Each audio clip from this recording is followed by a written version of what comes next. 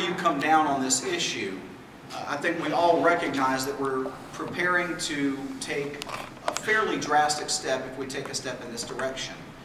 Even people who are in favor of it recognize that we're talking about something fairly radical, fairly of the moment. And before you make a decision that important, that's going to have that much impact throughout time, you ought to slow down a little bit and make sure that you've got all the facts that you need to make the right decision. So I appreciate all of you coming out to hear what we're doing here tonight. I've got my cell phone on vibrate and away from me so that I won't be distracted. I am very easily distracted, and I have this memorized from the beginning to the end. So if you can save all your questions, turn off your cell phones and not interrupt me, or else I'll have to start over. So we're going to start with the title. Please turn your phones off.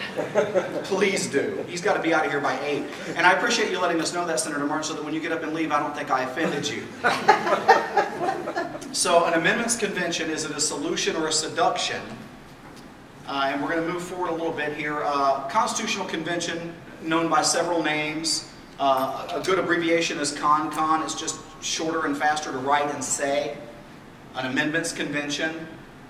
Or as it's become known recently, Convention of States. Now this is not a title that I give much assent to. There's no such animal as a Convention of States. It is a constitutional convention, and I think that by the time I'm done with my presentation, I will have made a valid case for that, to prove that point. Also known as an Article 5 convention. An Article 5 convention movement, if we were talking about nobody but very conservative, God-fearing, patriotic, red-blooded Christian Americans sitting down in tea parties and dining rooms all across America to discuss what needs to be done, that's one thing. But when we talk about what's going on with the movement toward an Article 5 convention, I want to demonstrate to you that that's not what we're talking about. So we've got Mark Levin, authored the Liberty Amendments. I think Mark Levin is probably a stand-up fella. I've never met him, but I don't have a bone to pick with him other than a principled disagreement on this particular topic. Some other organizations that are in favor of this that are ostensibly conservative, good organizations in their own right are Convention of States, Compact for America, Balanced Budget Amendment Task Force, and Middle Resolution. All of them, again, for the purpose of reining in an out-of-control federal government. I don't think anybody here is willing to disagree that we've got an out-of-control federal government, trampling all over states' rights and individuals' rights. The question is whether or not Article 5, the second provision within Article 5 for amending the Constitution, is the proper tool to rein in that federal government. On the liberal side of the coin, there are others in favor of a modern-day constitutional convention, again known by a variety of names. So some of those organizations are Wolfpack, Alliance for Democracy, Center for Media and Democracy, Code Pink, Independent Progressive Politics Network, Progressive Democrats of America, the Sierra Club, Vermont for Single Payer, MoveOn.org, Green Party, and the Occupy groups, all in favor of invoking the second provision within Article 5 to have a modern-day constitutional convention for the proposing of amendments. So my father was a simple, blue-collar guy who liked to play cards. And when I was about 8 years old, he taught me a pretty valuable lesson. He said, "Son, when you sit down at the table to play poker, leave your money in your pocket. Look around the table and identify the sucker. If you cannot identify the sucker, leave your money in your pocket and get up from the table, because you're him." Okay? Folks, if we sit down at the table with MoveOn.org, we're the sucker. Here's the thing I've never been able to really get my head around when it comes to compromise in politics. Liberals sit on one side of the table, conservatives sit on the other side of the table, and they start compromising. Meaning the liberals get almost everything they wanted. The conservatives walk away shaking their heads wondering what the heck just happened. And this happens time and again. When you compromise with these people who have no principles and no love of the American way, you can't win. And then we've got elected officials at every level that never hold their ground. So one of the, and I'm getting a little ahead of myself, but I'll forgive me, one of the claims that are made by those in favor of an Article 5 convention is simply that it has to be ratified by 38 states. Mitch, everything's going to be fine. Just do the math. Look at the map. Look at all the red states. But then I look at those red states and I see them accepting Obamacare. I see them accepting money from bailouts, including Bush's $700 billion bailout. I see compromise and compromise and compromise. I see Supreme Courts at the state level and the federal level having to strike down unconstitutional laws that these very lawmakers wrote, argued, and passed. Bills that restrict individuals' liberty, bills that grow the size and scope of government. And I ask myself, does it matter to me that that's a red state? Can I trust them when they've compromised on every one of these issues that somehow magically, when it comes to not passing a bad amendment, they're going to hold their ground and not allow that to be passed or ratified? If that's true, I need an explanation for the 16th and 17th Amendments from somebody, somewhere. Bad amendments can absolutely be passed. So let's take a look, before we go any further, I want to take a look at the text of Article 5, because if we're constitutionalists, and I almost hold the terms patriot and constitutionalist to be synonymous. They ought always to be synonymous. If you live in the United States of America and you call yourself a patriot, you ought to look to the Constitution to guide the direction of our politics and hold elected officials accountable to that Constitution. We have spent a lot of time as conservative constitutionalists decrying the actions of those on the other side of most of the arguments that we have, whether we call them liberals or socialists or progressives, whatever title we give them.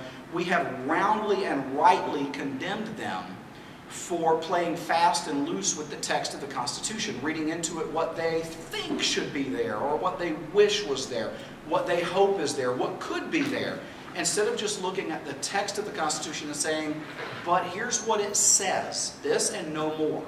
So if we found ourselves guilty of that very mechanism, how are we really any different than these people who we have rightly condemned for their political views? So let's take a look at the text of Article 5 in toto. The Congress, whenever 2/3 of both houses shall deem it necessary, shall propose amendments to this Constitution, or, on the application of the legislatures of 2/3 of the several states, shall call a convention for proposing amendments, which, in either case, shall be valid to all intents and purposes as part of this Constitution, when ratified by the legislatures of 3/4 of the several states, or by conventions in 3/4 thereof, as one or the other mode of ratification may be proposed by the Congress, provided that no amendment which may be made prior to the year 1808 shall in any manner affect the first and fourth clauses in the 9th section of the first article, and that no state without its consent shall be deprived of its equal suffrage in the Senate. That's it. That's the entire text of Article 5. So what I want to do is examine each of those clauses and see which entity gets what power. We're going to start with state legislatures, the Congress, and the convention itself as a separate entity from either the state legislatures or the Congress, because the convention, when that 34th state puts in their call for a constitutional convention, convention of states, Article 5 convention, whatever we call it, pink Twinkie, it really won't matter what we call it. When the 34th state puts in their Article 5 application, we're going to have a convention that is its own entity. So I wanted to list it here, and there's going to be a fourth entity that we'll list shortly, but I don't want to get too far ahead of myself. The Congress, on the application of the legislatures of 2/3 of the several states, shall call a convention for proposing amendments. So states have the power of applying to Congress for the convention. The application of the legislatures of 2/3 of the several states. I keep hearing the phrase call. States are going to call a constitutional convention. States are going to call a convention of states. States are going to call an amendments convention. States don't call anything. State legislatures apply under Article 5 to Congress to call a convention. Congress shall call a convention for proposing amendments. Congress calls the convention. That's what Article 5 says. Whether we like it or not, we have to accept the text for meaning what it means, or words don't have meaning. Article 1, Section 8, Clause 18, the necessary and proper clause, which is a beast of burden that gets to carry everything else that nobody can find any other part of the Constitution to carry, and I don't think that's fair. But the necessary and proper clause does have its proper place in the Constitution. The Congress shall have the power to make all laws which shall be necessary and proper for carrying into execution the foregoing powers and all other powers vested by this Constitution. All other powers vested by this Constitution. If the Constitution grants to Congress the power to call the convention, then who makes the laws regarding the convention? Article 1, Section 8, Clause 18 says Congress does. The very people we're trying to rein in have the power to make the laws that will rule an Article 5 constitutional convention. So Congress calls the convention, they make the laws for calling the convention. Congress, on the application of the legislatures of 2/3 of the state, shall call a convention for proposing amendments. Now that's important. The convention proposes the amendments. We saw 6 bills last year in the Virginia State Assembly, to the General Assembly, to call in one form or another. I think 3 of those were actual applications and 3 were procedural, if my memory serves me correctly. Some of those procedural bills attempted to outline what type of subject matter could be discussed at an Article 5 convention, or how delegates would be chosen, or what could be done if a delegate went beyond his mandate. None of the bills passed, and I'm glad they didn't. It wouldn't have really mattered if they had, because it's not going to, the states aren't going to have control over that. Congress is going to make the laws regarding the convention, and Congress knows this, by the way, and it will be one of the few powers that they exercise, and I'll demonstrate that shortly. But it's the convention that proposes the amendments. We don't get to package all of these amendments up and send them off with our delegates and say, now this is what you're going to propose, because then that's not a convention for proposing amendments.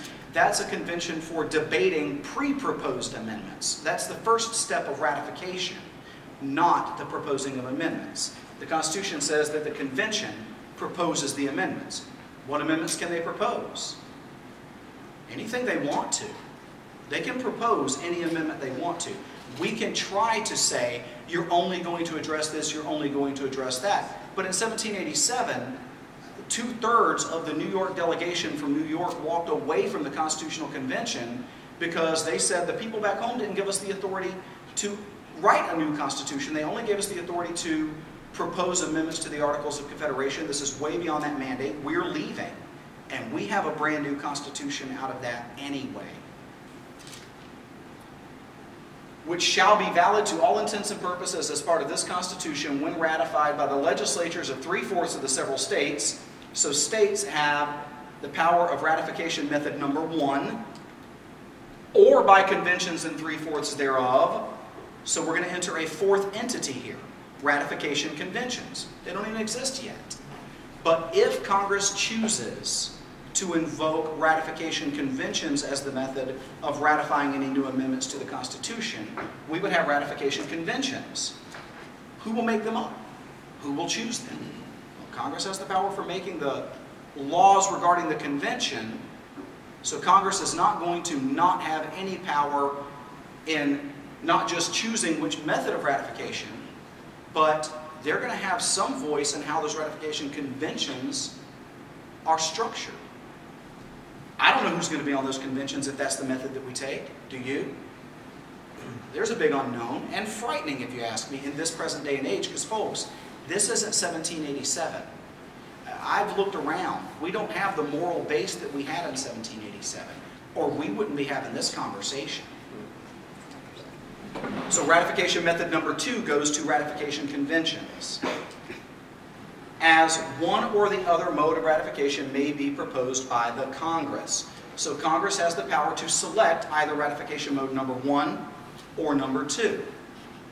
Now, I don't know if you noticed this, but I'm watching the powers stack up in all these different groups, and Congress has, so far, more of them than any of the other entities that exist as part of this program. The convention also has a power that is probably more frightening than any of the others so far. the convention itself, I'm looking at Article 13 of the Articles of Confederation. I was challenged on this recently, so I decided to put this slide into my presentation. Discussing the Articles of Confederation, it states, "Nor shall any alteration at any time hereafter be made to any of them," the articles, "unless such alteration be agreed in a Congress of the United States and be afterward confirmed by the legislatures of every state." So amendments to the Articles of Confederation required unanimous ratification. Our founding fathers changed that in the Constitutional Convention. Article 7 says, "The ratification of the conventions of 9 states shall be sufficient for the establishment of this Constitution." They changed it from unanimous under the Articles of Confederation, which, by the way, they could do because we weren't going to be under the Articles of Confederation anymore. They were proposing a whole new Constitution. And that new Constitution had a new method of ratification. Could it happen again? It absolutely could. Precedent says yes. The only precedent we have is 1787, and that's precisely what happened. So we have a brand new ratification process. What is that process? Who knows? Let's discuss some possibilities. And I won't go far-flung with this. Could it be that Congress just signs off on it? Could be. Could it be that a third of the states have to ratify it? Could it be that every state has to ratify it? Could it just be that President Obama has to sign off on it? Any of those things could be. And the worst of it is, it'll be considered by the world at large to be legitimate. And there won't be much we can do about it on that day because we have already allowed the convention to be called and to create whatever it is they're going to create. A blank slate we're giving them.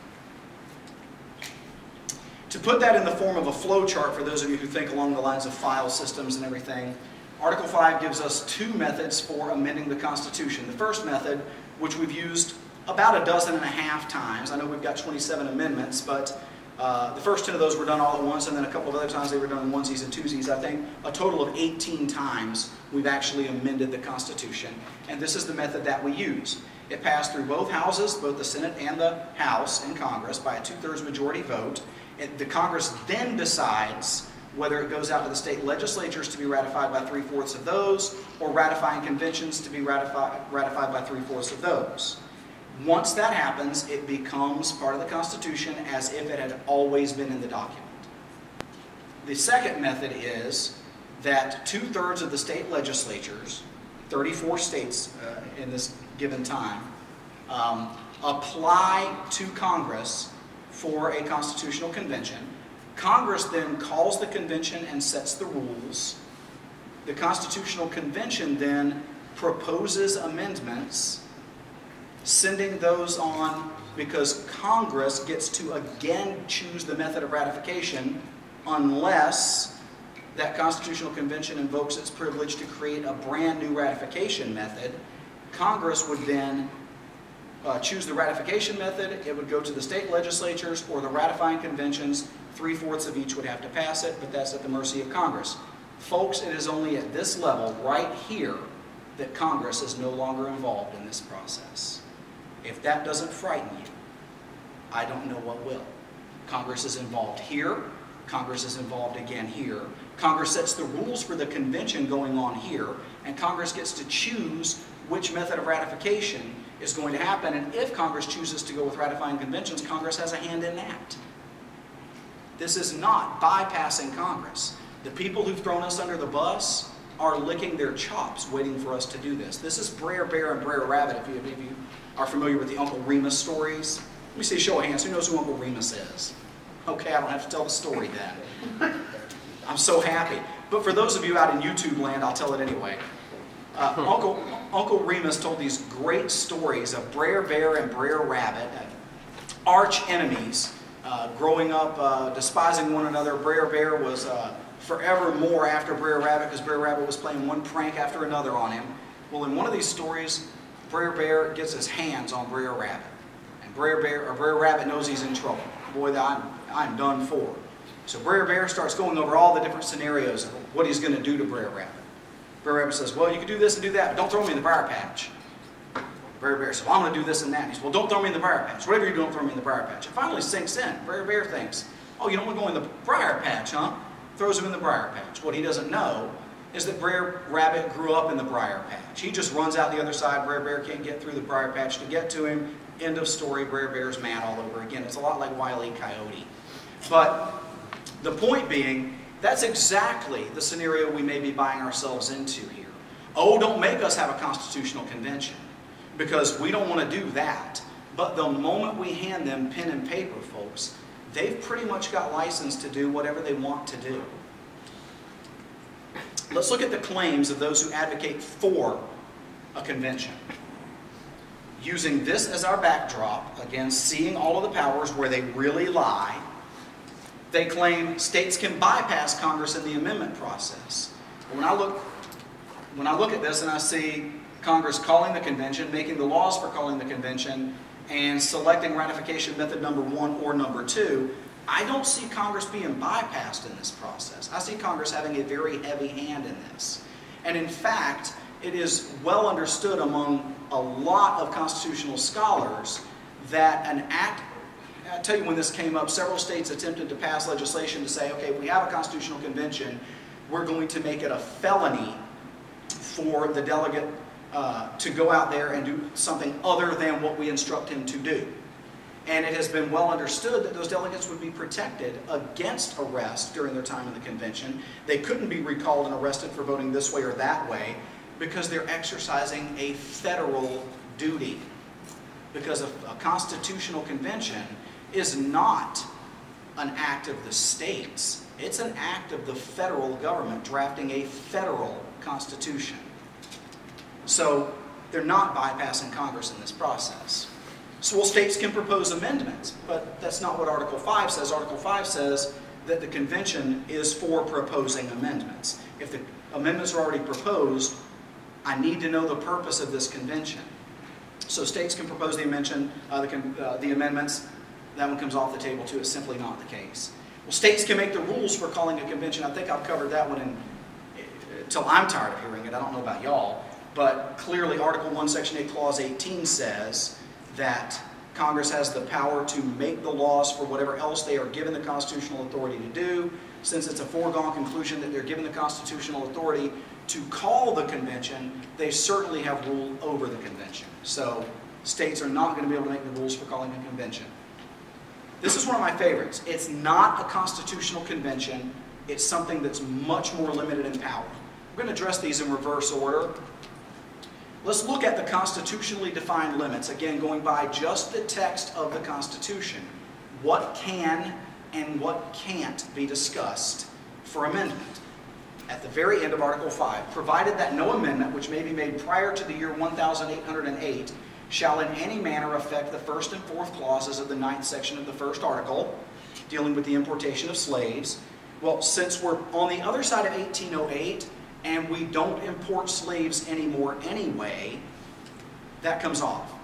We're going to say that restriction is lifted because it outlived its purpose. And that no state without its consent shall be deprived of its equal suffrage in the Senate. Well, the 17th Amendment pretty much says that no state has any suffrage in the Senate. The people have suffrage times 2 in the House and the Senate. No state government is represented in the U.S. Senate anymore anyway. So that's a foregone conclusion that that's off the table. That's moot. Okay, so what's left? What can they not discuss for amendment? Nothing. Folks, they can do anything they want to do. They can discuss anything. And I want you to picture Nancy Pelosi sitting on one side of the table and Jeb Bush sitting on the other side of the table as they discuss a new amendment to the Constitution. And then ask yourself seriously, who's going to compromise? And what are we going to get out of that? Let's define a constitutional convention. Because I keep hearing Convention of States. The reason they use the term Convention of States, they will deny over and over in videos, on their website, in presentations, it's not a constitutional convention. Black's Law Dictionary is the most widely used law dictionary in the United States. The Supreme Court uses it, minor courts use it, judges use it, lawyers use it, law students use it. I'll bet Michael Ferris owns at least a copy of Black's Law Dictionary. The definition in Black's Law Dictionary, you can look this up online, this dictionary is free online. Constitutional convention is a duly constituted assembly of delegates or representatives of the people or a state or of a state or nation for the purpose of framing, revising, or amending, emphasis mine, its constitution. So, a duly constituted assembly that addresses amending the Constitution is called, legally speaking, a constitutional convention. What power does a constitutional convention have? Well, let's see. It can frame, revise, or amend a constitution. Our founding fathers got together in 1787 with very explicit instructions. Propose amendments to the Articles of Confederation. They decided to scrap the Articles of Confederation and write a whole new constitution. Am I glad they did? I sure am. I've read the Articles of Confederation. I think what we've got now is far superior to the Articles of Confederation. I think the founding fathers did the right thing. Did they have the strictest legal right to do so? I don't know, but I know they had every moral right to do it. Sort of encoded in our DNA and encompassed in the words of the Declaration of Independence, any people anywhere have the right to jettison a government that is destructive of their happiness and erect on its corpse a government more likely to affect their happiness. It's exactly what they did in 1787. They looked at the Articles of Confederation. They looked at how we had gotten our rear ends handed to us all through the war with England. And they knew that it was only by the grace of God that we had come out of that thing free. And they decided that we needed a stronger central government. I agree. I'm glad they did it.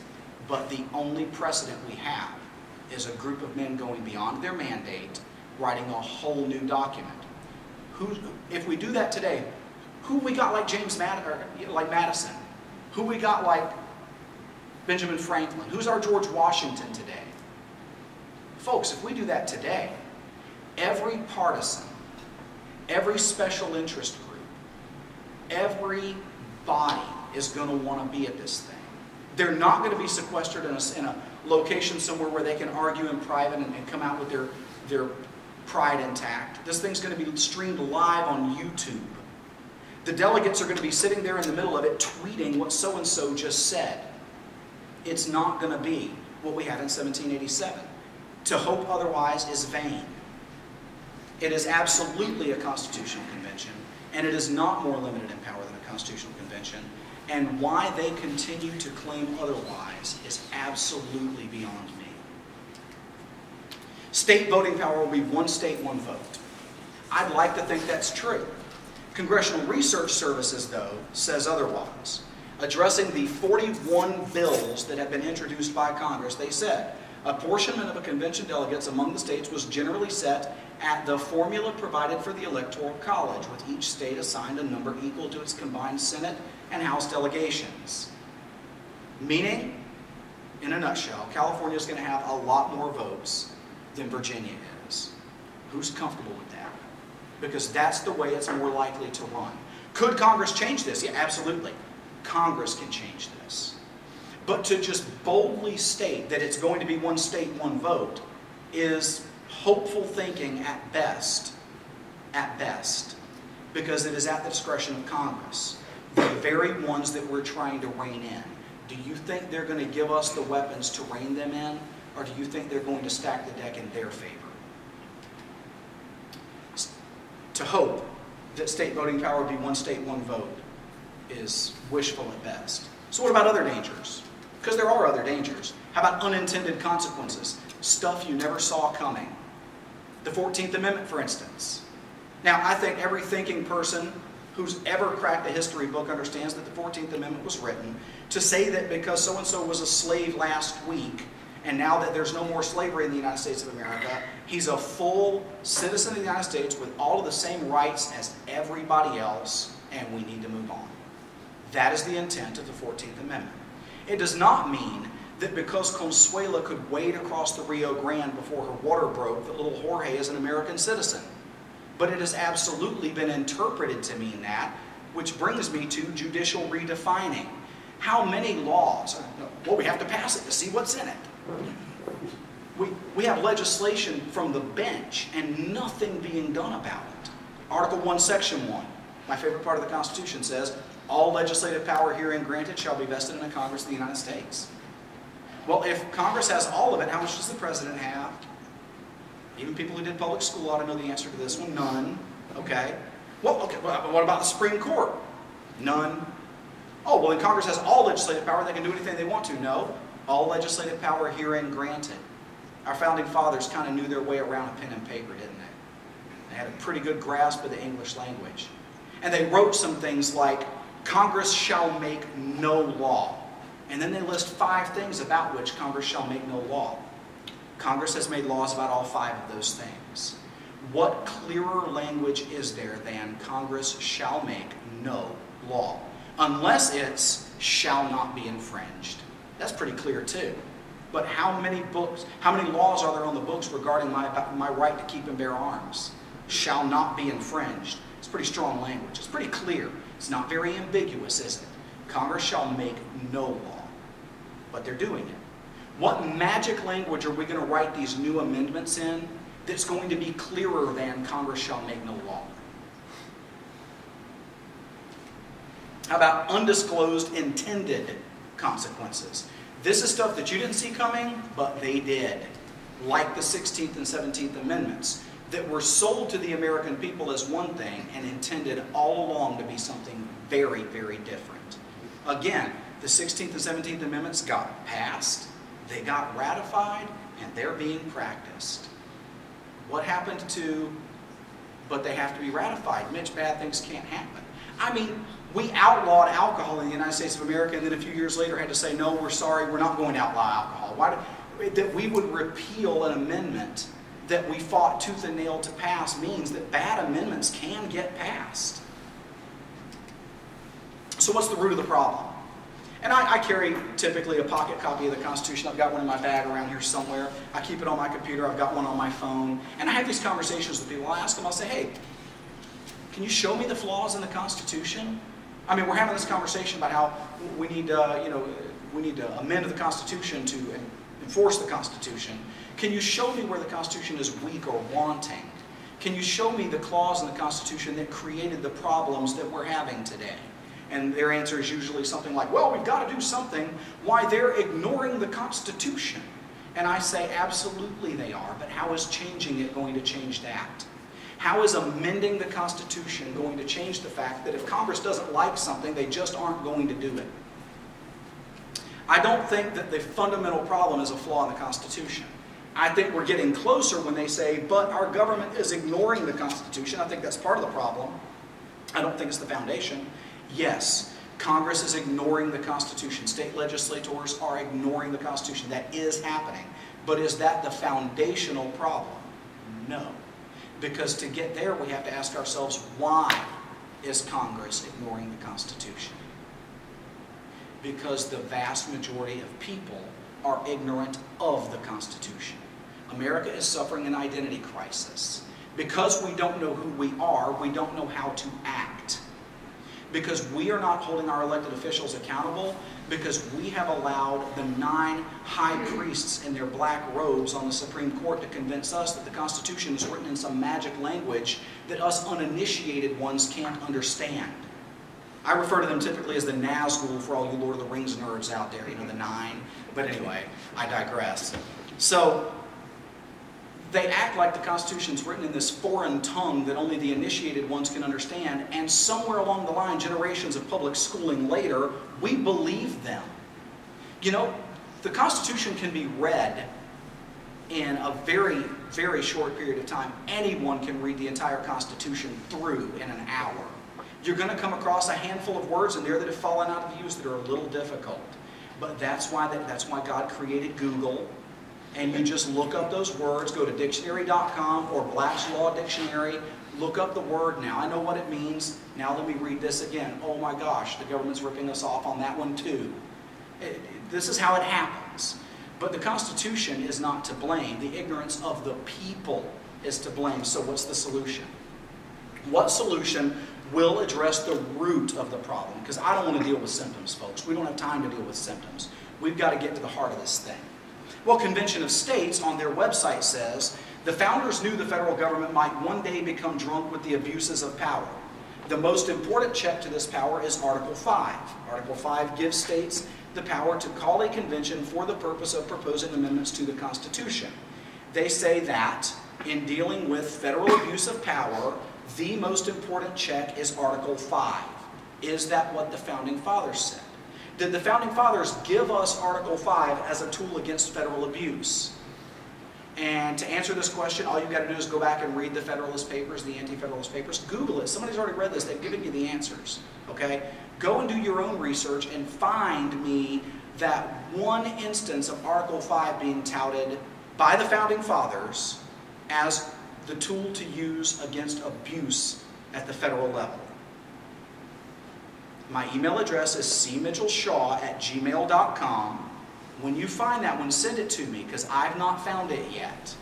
What I did find is Thomas Jefferson, who may have known a thing or two about the Constitution, since when Madison began his process of drafting the Constitution, he did it largely using books that he borrowed from Thomas Jefferson. Said, if a nation expects to be ignorant and free, it expects what never was and never will be. The answer to that is to educate and inform the whole mass of the people. They are the only sure reliance for the preservation of our liberty. The root of the problem, folks, is in your neighborhoods. The root of the problems is in your churches and at your jobs and sometimes in your mirrors. The root of the problem is that we can never rein in a government that understands more about what they're doing than we do. Understand it. Educate yourself. Educate your friends and your family. Knock on your neighbors' doors. Invite people over for a cup of coffee and show them a 15-minute YouTube video in the middle of a conversation. Get them interested. Then lend them a book. Then keep the conversation going. Start a chapter of the John Birch Society in your living room. Get people together and address these issues. Form a tea party. Join the 10th Amendment Center. Get involved in your neighborhoods, in your churches, at your homes, at your jobs. Educate people. Not about who's running for office. Folks, that's easy, and that's so far up on the surface as to not even matter if you've not dealt with the foundational issues. If I'm dying of cancer, I don't need a Band-Aid for my paper cut. I need to get rid of the cancer. We've got to quit worrying about these who's running for office. That matters, don't get me wrong. But it only matters after we understand the principles behind the policies behind the politicians. It's about the principles. Dealing with federal usurpation of power. Thomas Jefferson knew a thing or two as well. As vice president, everybody knew that he was the author of the Kentucky Resolutions, which said, where powers are assumed which have not been delegated, a nullification of the act is the rightful remedy. That nullification he was addressing there was states nullifying unconstitutional federal laws. Did somebody say Obamacare? Be a good place to start. Every state, he went on to say, has a natural right in cases not within the compact, not spelled out expressly within the Constitution, to nullify of their own authority, emphasis mine, all assumptions of power by others within their limits. All states, every state has a natural right on their own authority to nullify unconstitutional federal laws. We don't need 2 to 7 years to fix this, folks. We don't need a convention of states where we are standing at the craps table rolling the dice on our future as Americans and hoping that we don't get snake eyes. We don't need that. The solution is not in Article 5. The solution is in Amendment 10, which says, the powers not delegated to the United States by the Constitution nor prohibited by it to the states are reserved to the states respectively or to the people.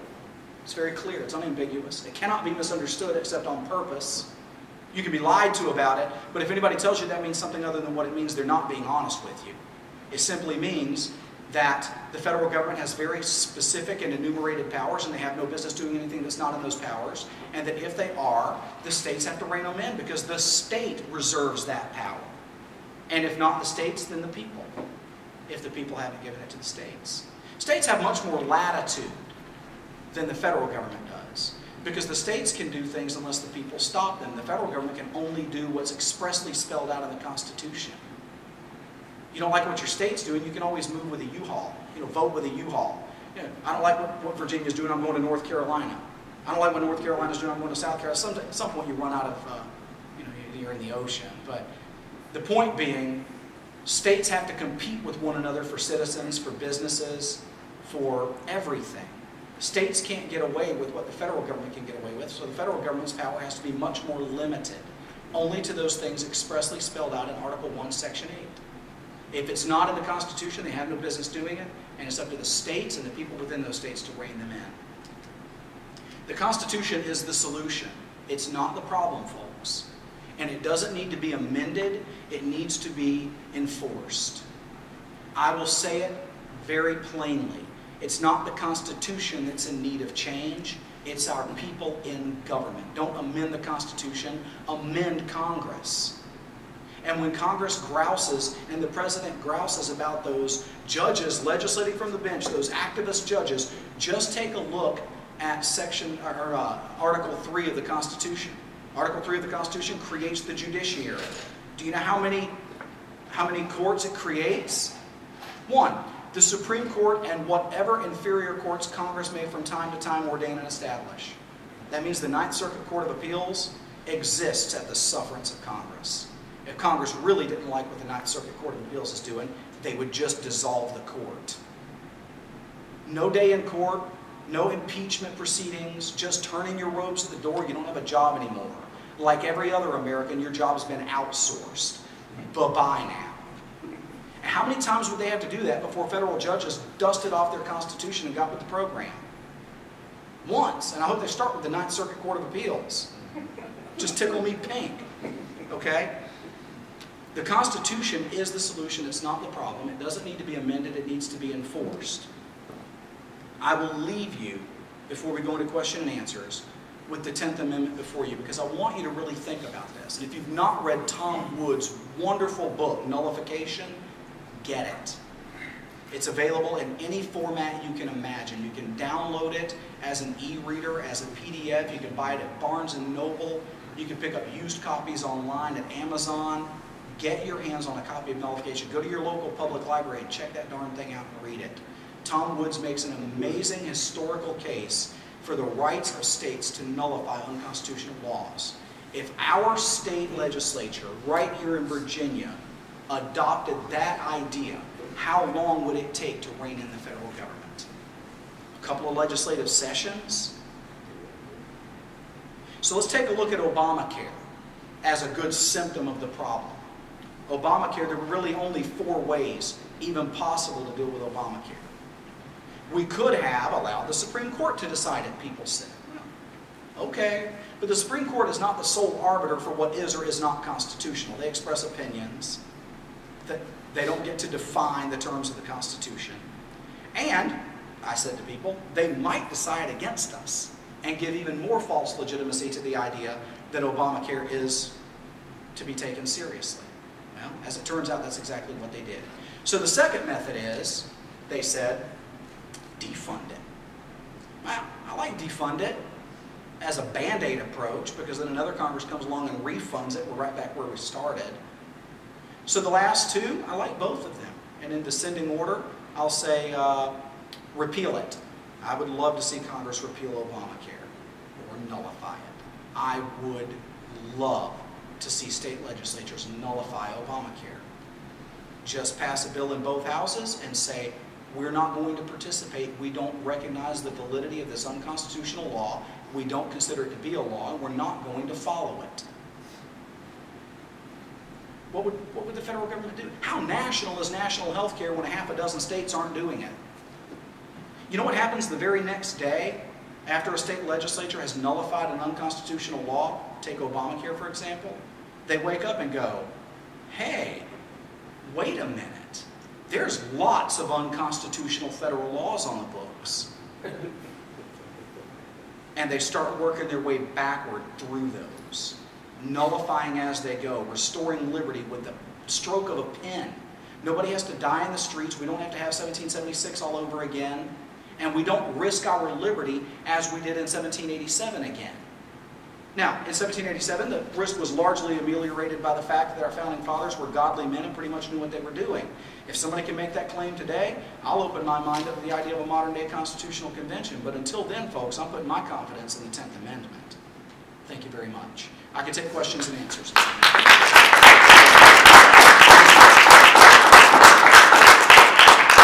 And I'm happy to, we'll make sure you have questions. I'd like to proffer something Sure. that you can respond to it before we take other questions. Thank you. I completely agree with you. The 10th Amendment should stand on its own demeanor. It says all those things that you say. That it means what it says. And those things that are going on outside of it are going outside of it unconstitutionally, in my mind. Now, the excuse that's being used with language that exists is in the general welfare language is being used to justify the rulings and the legislative actions. Sure. Mark Warner has told us that time and time again, general welfare. And then also, they've also used the question, the position of interstate commerce as its excuse. This item could find its way into interstate commerce. Not that it is, but it might could, so therefore. So they're using those as justification, so therefore, since that is their justification, the argument is that's what needs to be tightened up. Now, I need to know a little bit more, maybe a little bit about the nullification argument, because some of the nullification arguments that have been put forth, say, give what we did in Virginia as an example, the Healthcare Freedom Act, that a lot of folks keep talking about Bob Marshall's, but Bob Marshall's was not passed, and he was very upset. It was not passed. It was not passed. He was very upset at us for not passing it, but yet still even today people talk about his proposal. On the first Thursday of August of '09, I wrote the two sentences that became that, and it found it in itself in the three bills and then in his, and said no Virginian shall be required to purchase health insurance, and no Virginian shall be penalized if they don't. So here comes the problem. The federal government is using its tools, the IRS, to enforce itself. So therefore, even when we say no, their enforcement is coming from the federal level. So I'm not certain how us saying no and insisting upon no, when it's not us that is imposing it, it's they're using their federal arm. So those are kind of the questions I want to put there, and then take some other questions. I'll answer that very briefly so that there's time for more questions, but I appreciate those questions, Senator. They're good questions. First, I would say that you're right in that saying no and enforcing no are two really different things. What it's going to take is a state legislature with enough hair on its chest to say no and mean it and then stand its ground. Let's take, for example, and by the way, I think everybody here can probably guess this, but since we're hoping to put this out on YouTube, I'll say it.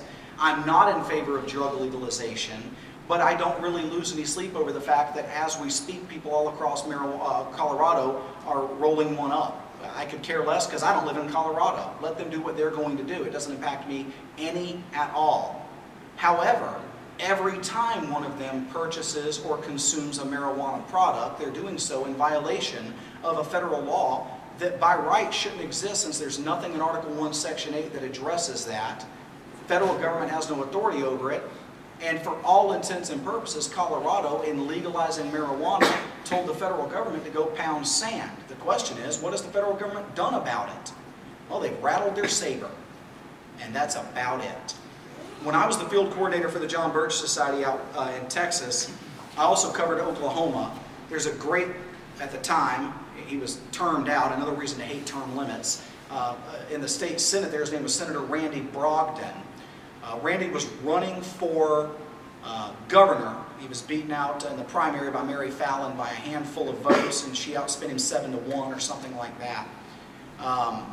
But he was addressing the plans of the, basically for the internationalists through NAFTA to build a superhighway from Lázaro Cárdenas, Mexico, all the way up to Churchill in Canada that would have passed right through Oklahoma City. It would have come across, it would have paralleled Interstate 35 through there and been TTC, Trans-Texas Corridor 35. And he made a remark. Now, for those of you who never lived in Texas, highway systems there are very different. They're very superior in my mind, in that when you get off the highway, you don't get off at an exit. It's an exit, but it exits out onto an access road on the side that's still considered part of the highway. And when you get to the next overpass, you can just make a U-turn and go right under the overpass. The highway just goes above you, and you're headed right back where you came from. So no getting off and fighting traffic. Just make a U-turn on the highway practically. And they're called Texas turnarounds. That'll be important for this story. So, as Randy Brogdon was discussing this, he used the expression, he said, if Governor Perry thinks that he's going to build that highway into Oklahoma, he's got another thing coming. He's going to have to build the biggest Texas turnaround you've ever seen, because that thing is not crossing the Red River. And some uninformed reporter or somebody raised their hand and said, well, Senator Brogdon, what are you going to do if they withhold our highway funds? And Senator Brogdon, running for governor, said, well, son, maybe you don't understand how highway funds work. We collect the taxes locally, we remit those to the federal government, they give us back a portion of it for our highway. If they mess with me, I just won't remit the taxes. What are they going to do? Roll up here in armored personnel carriers and rob us live on CNN? No.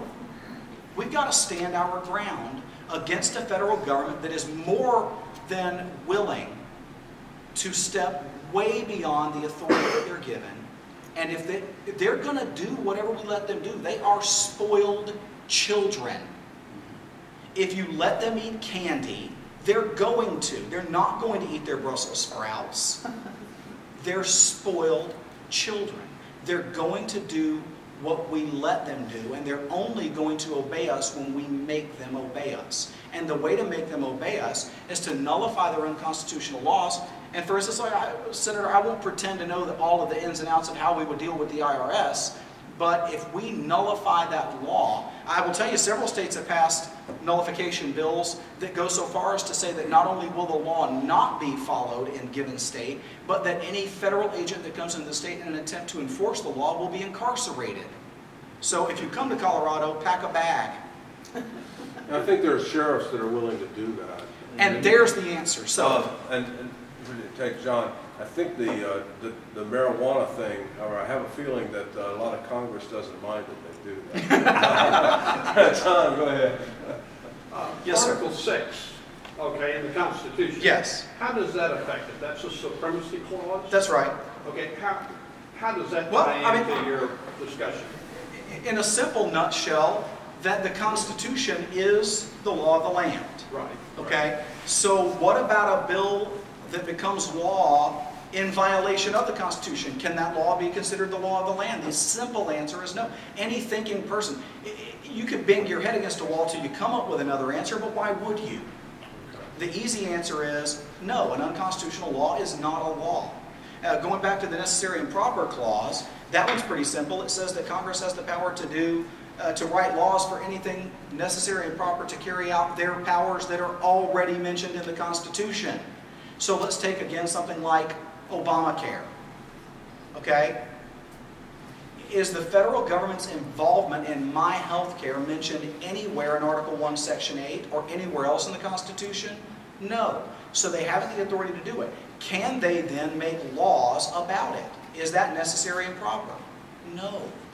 Nullify it. Yes, ma'am, in the back here. Well, to answer Senator Martin's question, the IRS is unconstitutional. Oh, yeah, absolutely. So there goes. Yeah, there's no constitutional foundation for No, IRS. Yes. Well, Yes, ma'am. I'd like to say that your analogy for marijuana in Colorado is just dead on. I mean, you know, they basically gave this to the feds and they're, you know, smoking dope daily. However, the point that Steve's making is the IRS isn't going to come out there and take their bank accounts, which they can do just like that, or their cars, or their homes, or imprison them, or anything else. So they can smoke dope as long as they want to, and they really have no fear, because what's the state going to do? Come in and bang on every door in the state. I mean, the Fed's going to come in and bang on every door.